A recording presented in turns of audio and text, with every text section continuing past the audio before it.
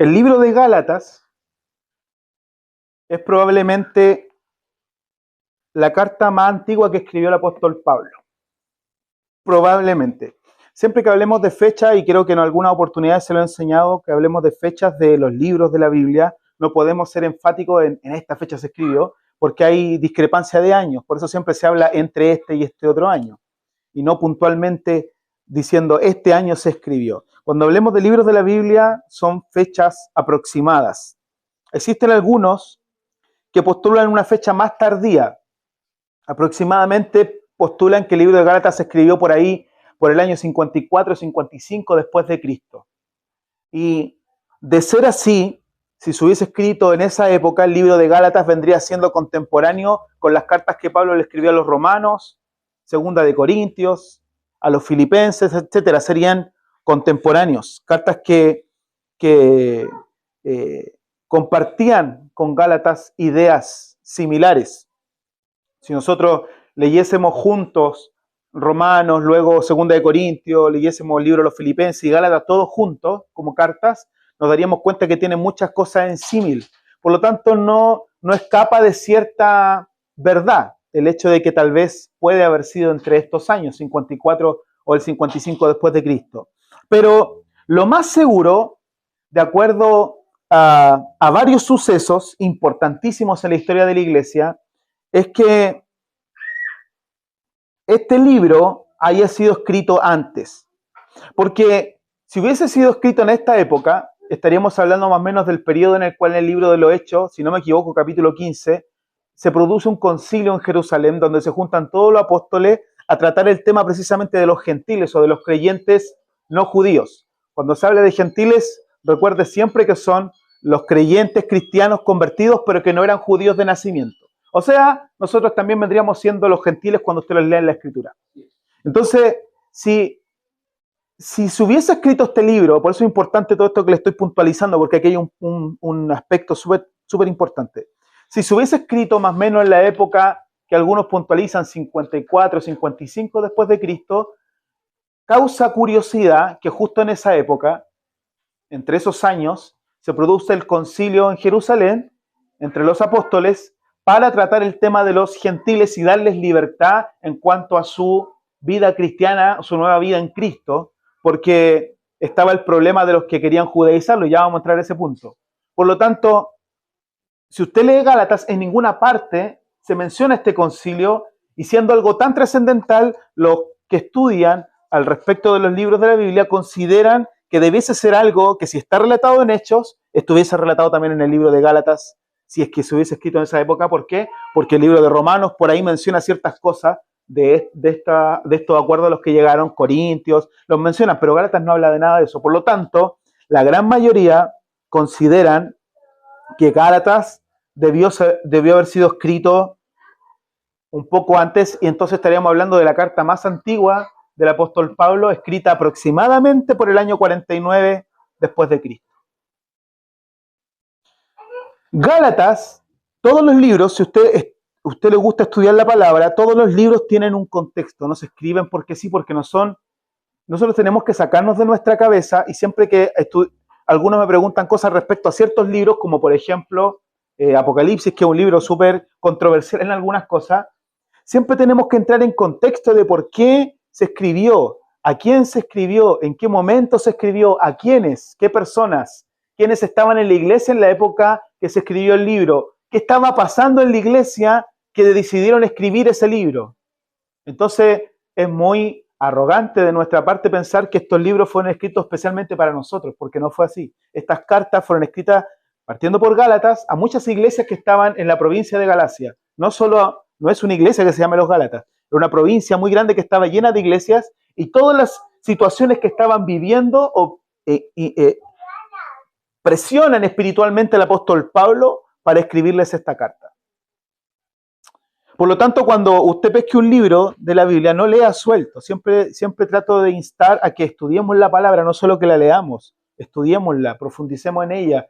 No tengamos la Biblia en la casa abierta, que estoy pasando por un mal momento, ¿qué me quiere decir el Señor? Y lo primero que salió ahí, gloria a Dios. No.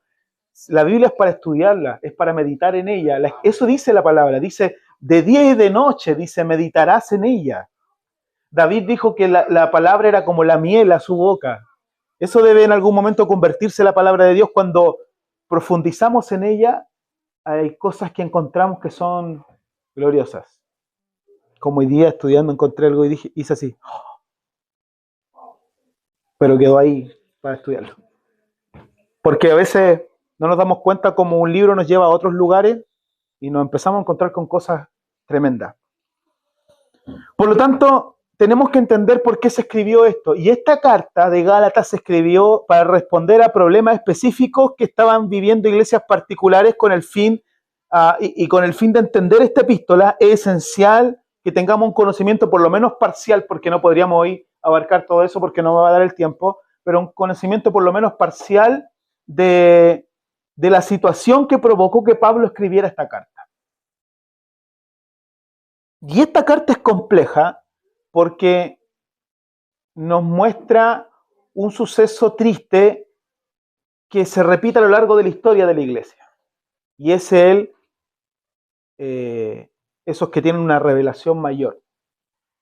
Que para nosotros la única revelación más grande es conocer a Jesucristo, que se haya revelado en nuestras vidas, pero siempre hay alguien que tiene una revelación sobre Cristo.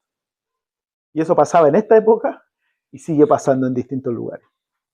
Pues por ahí de repente usted se mete a YouTube, a los que tienen acceso a los celulares, a ver predicadores y se encuentra con cosas inexplicables. La unción de la harina, vi la otra vez. ¿Cuál otras más hay? Un montón de cuestiones, la del zapato. Bueno, bajar de peso. Esa está buena, sí. Esa está buena. Que Dios nos dé esa unción. que venga ahora esa unción. Bueno, y en este contexto de Gálatas, poco tiempo después que los Gálatas habían aceptado el Evangelio porque Pablo ya les había predicado, poco tiempo de que reciben el mensaje del Evangelio, lo aceptan y convierten sus vidas a Cristo, dice la Escritura, y ya lo vamos a ir leyendo como de a versos, voy a ir tomando ciertos versos saltados de esta misma carta y de otras. Poco tiempo después de que reciben el Evangelio salieron, dice la Escritura, de entre ellos, ni siquiera de afuera, de entre ellos, salieron agitadores, los llama una versión, me gusta esa expresión de la Reina Valera, agitadores, que atacaron primero personalmente a Pablo. Y por ahí Pablo tiene que responder frente a estas cosas, y dice de ellos, en el capítulo 4, verso 17 de Gálatas, esos que muestran mucho interés por ganárselos a ustedes, no abrigan buenas intenciones. Lo que quieren es alejarlos de nosotros para que ustedes se entreguen a ellos. O sea, ya tuvo que empezar a hablar en contra de estos que estaban atacando a la iglesia con otras ideas, porque estaban intentando sacarlos de la verdad. Y estos predicaron de forma, estos que aparecieron aquí, que los llaman los agitadores, me gusta esa expresión, está como para una serie, los agitadores. Y predicaron estos personajes de una forma muy distorsionada el cristianismo. Predicaron, podríamos llamarlo un falso evangelio. De hecho, los textos que leímos, y me gusta cómo lo traduce la Nueva Versión Internacional, por eso que ando con esta versión. De hecho, porque la que uso yo, que es la que yo uso para estudiar en la Biblia de la América, no la puedo traer porque es así. Entonces no, es como esas Biblias antiguas de... ¿Tú alcanzaste a ver esas Biblias antiguas que se ponían en los púlpitos? No. Habían unas Biblias pentecostales, en los púlpitos antiguos eran unas Biblias así gigantes que está ahí encima. Gigantesca. Bueno, es un poquito más chica que esas. Pero me gusta cómo lo traduce esta versión, por eso igual uso esta. Me gusta cómo lo expresa. Parte diciendo Pablo, me asombra respecto a estos que predicaron el Evangelio de forma distorsionada, me asombra que tan pronto, le está diciendo a los de Gálatas, que tan pronto estén dejando ustedes a quien los llamó por la gracia de Cristo para pasarse a otro evangelio. Me asombra que tan pronto, yo les acabo de predicar y ya se están pasando a otro evangelio. Y dice, y esto es más profundo porque les dice, me asombra que tan pronto estén dejando ustedes a quien los llamó por la gracia de Cristo. Y luego dice en el verso 7, porque él plantea otro evangelio y aclara diciendo, no es que hay otro evangelio, sino que ciertos individuos están sembrando confusión entre ustedes y quieren tergiversar el evangelio de Cristo. Y eso es lo que estaban haciendo. Estaban distorsionando un evangelio limpio, puro, que había sido revelado. A Pablo se le reveló ese evangelio, lo estaba predicando y él a su vez lo predicaba con revelación. El evangelio que estaban predicando estos agitadores dentro de ellos mismos era un evangelio que requería circuncisión para salvación o para justificación, que es el evangelio que predicaban los judíos cristianos. En el mismo libro de Gálatas, si no me equivoco, verso 12, capítulo 6, verso 12, dice así Pablo, verso 11, miren que les escribo de mi puño y letra, y con letras bien grandes. Bueno, desde ese texto, por eso no me gusta predicar así, porque me desordeno y me voy por otro lado. Bueno, desde ese verso se extrae la idea de que Pablo hay cartas que no escribió, y eso es cierto, y otras que sí escribió ciertas cosas él mismo, y cuando dice con letras bien grandes, algunos aluden a que el hecho de que cuando se encontró con Cristo camino a Damasco, esa luz que él vio lo cegó y que recibió la vista, pero que quedó con ciertos problemas en la vista y que ese era su aguijón, algunos plantean, y por eso él dice que escribía con letras bien grandes, porque a lo mejor no veía bien y tenía que hacer, pero son conjeturas que se hace la gente. Bueno, y dice, miren, les escribo de mi puño y letra y con letras bien grandes, los que tratan de obligarlos a ustedes a circuncidarse, lo hacen únicamente para dar una buena impresión y evitar ser perseguidos por causa de la cruz de Cristo. ¿Por qué? Porque estaban dentro de ellos mismos, todos eran los mismos, y consideraban que un grupo que predicara el evangelio de Cristo, de la libertad de Cristo, sin la necesidad de las demandas de la ley judía, consideraban que eso era un escándalo y iba a provocar persecución de parte de los judíos que estaban unidos con los romanos al pueblo cristiano de la época. Por lo tanto, para ellos lo consideraban un peligro. Y decían, ellos únicamente los están obligando a ustedes, no por revelación de Dios, que Dios les haya dicho, les están enseñando esto a ustedes precisamente para ellos no tener peligro, dicen, solamente para dar una buena impresión y para evitar ser perseguidos por causa de la cruz de Cristo. Y dice el verso 13, ni siquiera esos que están circuncidados obedecen la ley. O sea, es una apariencia de lo que están predicándoles a ustedes que hagan, ellos no lo hacen. Porque ni siquiera esos que están circuncidados o que cumplen con una demanda de la ley, ni siquiera ellos obedecen la ley. Lo que pasa, dice Pablo, es que quieren obligarlos a ustedes a circuncidarse para luego jactarse de la señal que ustedes llevarían en el cuerpo. O sea, logramos nuestro objetivo y lo que logramos hacerle entender a todos que lo que nosotros estamos diciendo era lo correcto, así que el objetivo está cumplido, ganamos. Jactancia, vanagloria. Por lo tanto, dado que los Gálatas eran una iglesia mayoritariamente gentil o creyentes no judíos, los agitadores o los judíos cristianos, los agitadores, insistían en que los Gálatas no solamente tenían que creer en Cristo para la justificación, sino que además tenían que aceptar la circuncisión. Cosa que no era bíblica, pero ellos lo imponían. Este capítulo 1, verso 1 al 10 que estamos leyendo, Pablo lo que va a hacer es recordarle a los Gálatas que el único evangelio que puede justificarles y salvarles es confiar en Cristo, creer en su muerte y resurrección, que los llamó por su propia gracia. Verso 6, me asombra que tan pronto estén dejando ustedes a quien los llamó por la gracia de Cristo para pasarse a otro evangelio. No es la gracia impartida por un apóstol. Usted no está aquí por la gracia que le impartió un pastor. Usted no está aquí por la gracia que le impartió un hermano que le predicó el evangelio. Lo que Pablo enseña es que no es una gracia impartida por un apóstol, por Pablo, por Pedro, por Apolos, que acuérdense que habían abanderados de apóstoles en la época. No es una gracia impartida por un apóstol, sino por Dios mismo. Eso está diciéndoles Pablo, lo que ustedes recibieron, lo recibieron de mí, pero fue Dios mismo que se los entregó porque Él me lo reveló a mí. La gracia de Dios nos llega por su iniciativa, porque Él quiso. Si no, no estaríamos acá. Amén. Y eso es gracia. El hecho de que sin merecerlo estemos aquí. Nos llega por su iniciativa, mediante su llamado y no por algo que hayamos hecho para merecerla, porque no la merecíamos. Romanos, que es mi libro favorito de la Biblia, si me permiten tener un libro favorito, Romanos capítulo 4, verso 4 al 8 dice: ahora bien, cuando alguien trabaja, no se le toma en cuenta el salario como un favor, sino como una deuda. Eso es cierto. Usted tiene trabajador, ¿cierto? Usted no le paga a la persona porque le está haciendo un favor, le está trabajando. Si fuese un favor no tiene que pagar, ¿cierto? Eso dice Pablo. Cuando alguien trabaja, no se le toma en cuenta el salario como un favor. El jefe no me hace un favor a mí por pagarme mi trabajo. Entonces, cuando él se demora, nosotros lo hinchamos porque paga luego, paga luego. El sábado tiene que pagar el tiro. No tiene por qué pagarme el otro día porque es mi plata. Yo trabajé por ella. No, me está haciendo un favor. Si alguien trabaja, no se le toma en cuenta el salario como un favor, sino como una deuda. Sin embargo, al que no trabaja, sino que cree en el que justifica al malvado, se le toma en cuenta la fe como justicia. David dice lo mismo cuando habla de la dicha de aquel a quien Dios le atribuye justicia sin la mediación de obras.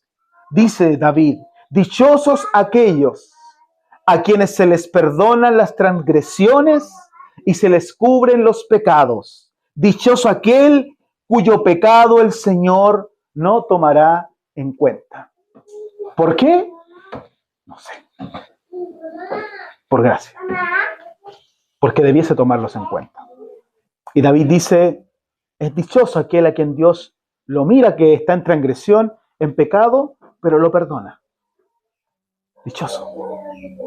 ¿Qué mayor dicha?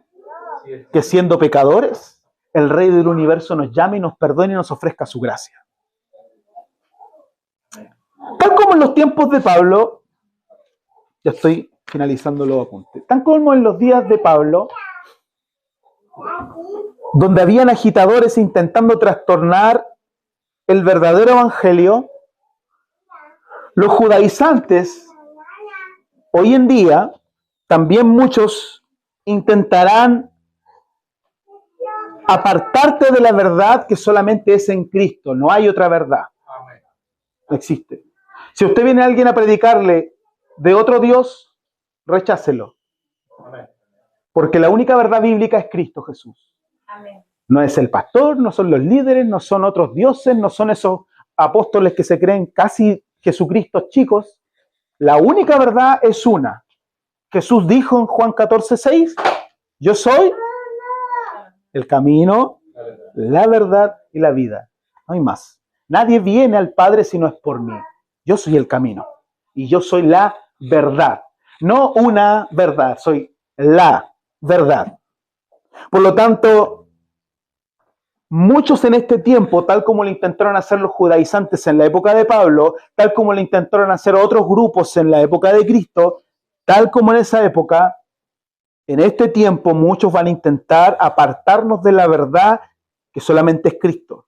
En lo que leímos de Gálatas capítulo 1, versos 6 al 7, donde Pablo usa el término me asombra que tan pronto hayan dejado ustedes a quien los llamó por la gracia de Cristo para pasarse a otro evangelio, Pablo aclara diciendo: no es que haya otro evangelio. No hay otro evangelio. De hecho, el título que muchas Biblias tienen respecto a estos versos es no hay otro evangelio. Y el título que yo le puse a este mini sermón es no abandones el evangelio. No le puse el verdadero evangelio porque no hay otro evangelio. Es no abandones el evangelio. Por lo tanto, no es que haya otro evangelio, dice Pablo, porque aunque los judaizantes podían presentar su mensaje como evangelio, ninguna enseñanza que afirme que es necesario añadir esfuerzo personal a la redención, estamos hablando de la redención, ninguna enseñanza que afirme que es necesario añadir un esfuerzo personal a la redención que ya Cristo logró, merece ser llamado evangelio o buenas nuevas, porque Él lo hizo por mí. Estamos hablando de redención. Para la redención solo necesitamos a Cristo. Él hizo todo. Su sangre lo hizo todo. Por ti, por mí y por quien quiera acercarse a Él. Porque Él dijo que Él amó de tal manera al mundo para que todo aquel que en él cree no se pierda. Por lo tanto, esta redención que él realizó por medio de su sangre es para todos. Y esa sangre la necesitamos en nuestras vidas. La recibimos por medio del bautismo en las aguas, la necesitamos, nos cubre, nos limpia, nos purifica y nos salva. Amén. Probablemente los cristianos judíos de Jerusalén, que insistieron en que los gentiles, los creyentes no judíos, que insistieron en que los gentiles no solo deben creer en Cristo, sino también aceptar la circuncisión y adherirse a otros aspectos de la ley ceremonial judía para convertirse en judíos y así ser salvos, probablemente era un grupo puntualmente de ahí, de Jerusalén. Este grupo, algo nos menciona este capítulo 2, si no me equivoco, verso 3. Dice, ahora, dice Pablo, ahora bien, ni siquiera Tito, que me acompañaba, fue obligado a circuncidarse, aunque era griego. El problema era que algunos falsos hermanos se habían infiltrado entre nosotros para coartar la libertad que tenemos en Cristo Jesús a fin de esclavizarnos. ¿Por qué dice a fin de esclavizarnos? Porque al circuncidarlos los volvían esclavos de la ley. Ellos eran libres en Cristo al recibir el Evangelio, pero los que los querían judaizar, Pablo dice, nos quieren esclavizar. Si nosotros tenemos libertad en Cristo Jesús, pero ellos nos quieren esclavizar. Dice, ni por un momento accedimos a someternos a ellos, pues queríamos que se preservara entre ustedes la integridad del Evangelio. Me encanta esa expresión. Qué hermosa expresión. Que se conserve la integridad del Evangelio. Ser íntegro es quien tú eres cuando nadie te ve. Y sigues siendo el mismo, cuando nadie me está viendo. Eso es un principio de integridad, que es algo complejo, porque muchos cuando estamos no aquí, somos súper distintos en algunas áreas.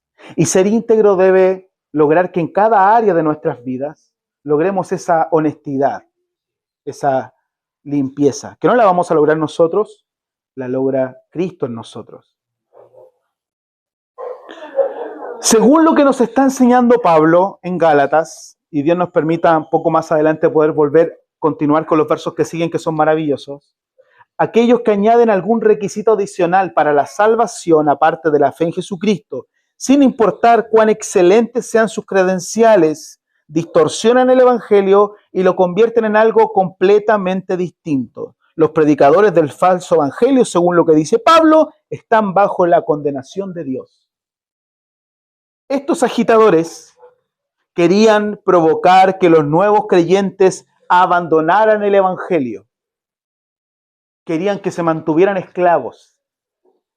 Querían hacerlos abandonar el Evangelio. Y ese es el plan de nuestro enemigo, el diablo. Amén. Quiere que te apartes. Quiere que abandones. No sigas a quienes perturban el Evangelio. Cerremos nuestros oídos a quienes perturban el Evangelio. Yo creo que más de alguno de ustedes en algún momento se ha tenido que enfrentar a eso. Agitadores en sus oídos, que quieren que usted abandone el Evangelio porque lo perturban. Y aunque tal vez directamente no lo hagan, si perturban alguna fe en tu corazón, si perturban en ti la fe del Evangelio, son agitadores. Son gente que está buscando que te alejes, que perturban el Evangelio de Cristo en tu vida.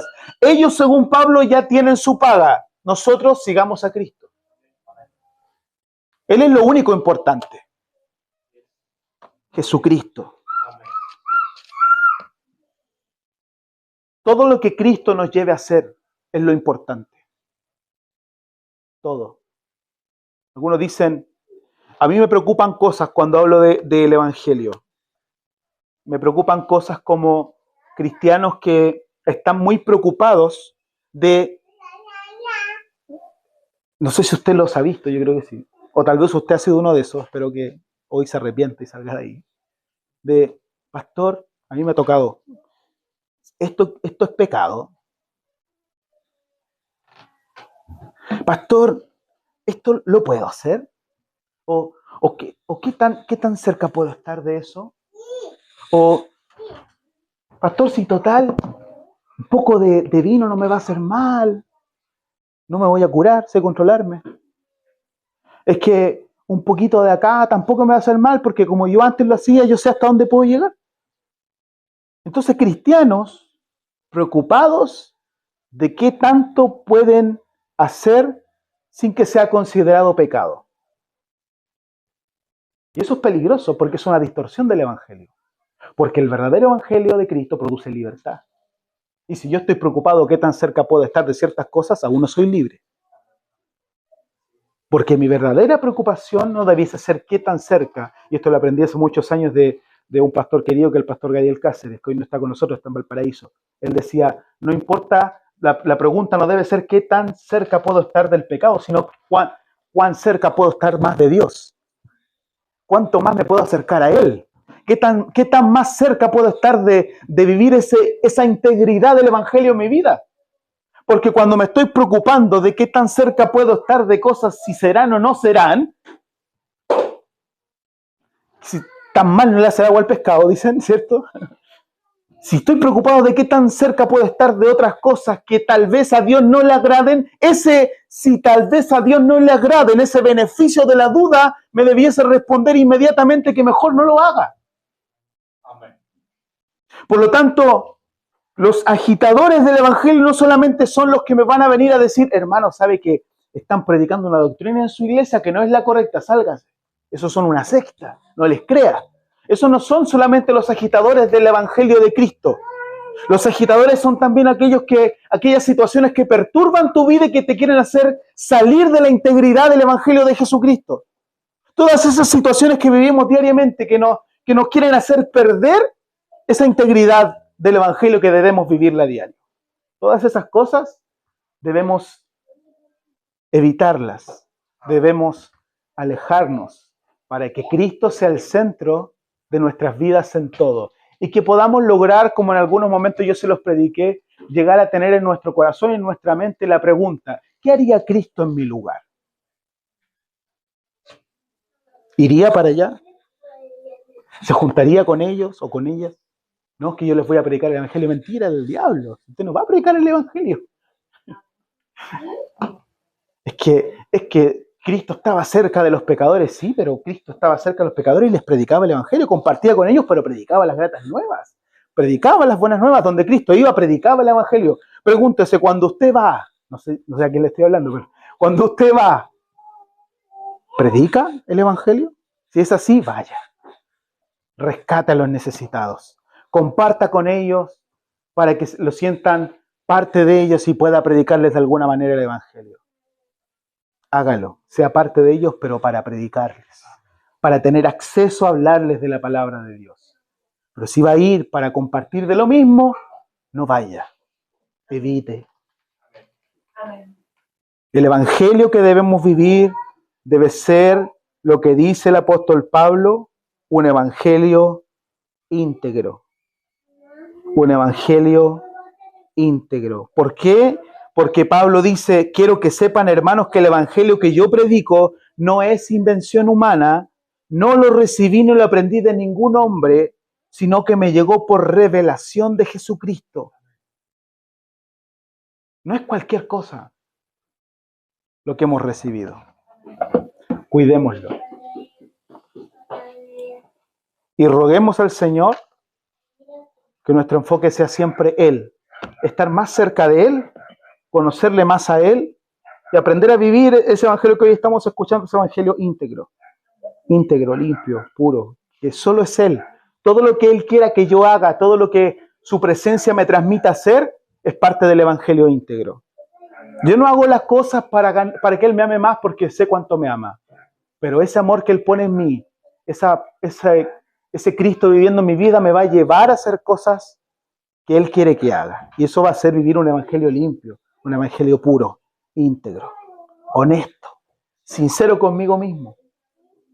Porque seguramente en muchas cosas me miento yo mismo, cuando sé que no estoy bien y debo mejorarlo.